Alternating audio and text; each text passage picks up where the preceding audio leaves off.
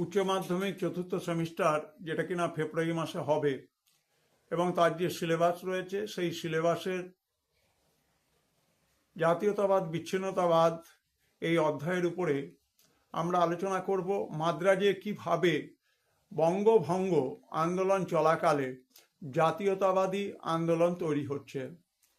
In the light off history, ইতিহাসের আলো YouTube চ্যানেলে আমরা আজকে আলোচনা করব বঙ্গভঙ্গ আন্দোলন চলাকালে মাদ্রাজের জাতীয়তাবাদী আন্দোলন।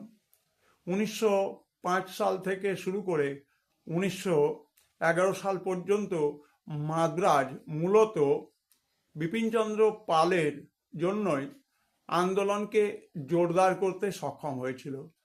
বিপিনচন্দ্র পাল যখন স্বদেশী আন্দোলন চলছে তখন মাদ্রাজ ভ্রমণ করেছিলেন এবং সেখানে তিনি যে বক্তব্য রেখেছিলেন সেটা কিন্তু মাদ্রাসী বা মাদ্রাজের যুবকদের মধ্যে অনুপ্রেরণা সঞ্চার করে। মাদ্রাজের চরমপন্থী নেতা চিদাম্বরম পিল্লাই এবং সুব্রহ্মণ্যম শিব একসঙ্গে মাদ্রাজে বিভিন্ন জায়গা ভ্রমণ করেন, ছাত্র যুবকদের সংঘবদ্ধ সংগঠিত করতে থাকেন, সংহত করতে থাকেন এবং ছাত্রদের নিয়ে জাতীয়তাবাদী আন্দোলন তৈরি করতে সচেষ্ট হন। 1908 সালের ফেব্রুয়ারি মাস এবং 1908 সালের মার্চ মাসে তুতিকোরিন শহরে বিপিনচন্দ্র পাল যে 3টে বক্তৃতা দিয়েছিলেন এবং তিনি একটা কথাই বলেছিলেন, সব জায়গায় ভারতবর্ষের স্বাধীনতা অর্জনই হচ্ছে একমাত্র আমাদের জাতীয় আন্দোলনের পথ, লক্ষ্য, এর বাইরে আর কিছু থাকতে পারে না।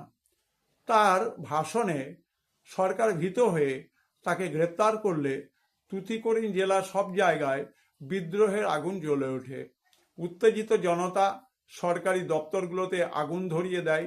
জেলা ম্যাজিস্ট্রেট অ্যাশের নির্দেশে সেনাবাহিনী জনতার উপরে গুলি চালায় এবং জনতার উপরে অত্যাচার শুরু করে। এর প্রতিশোধ নেওয়ার জন্য বিপ্লবী সমিতি ভারত মঠ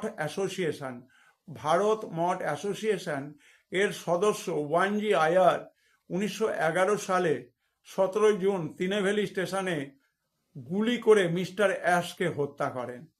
ওয়ানজি আয়ার আত্মহত্যা করেন এবং এর ভিত্তিতে শুরু হয় তিনেভেলি ষড়যন্ত্র মামলা। 9 জন বিপ্লবীর কারাদণ্ড হয় এবং এরপর থেকে মাদ্রাজের বিপ্লবী আন্দোলন স্তীমিত হতে থাকে। কিন্তু আমাদের তিনেভেলি ষড়যন্ত্র মামলা জানা দরকার। সবাই ভিডিওটি দেখবে, ভালো থাকবে, সুস্থ থাকবে।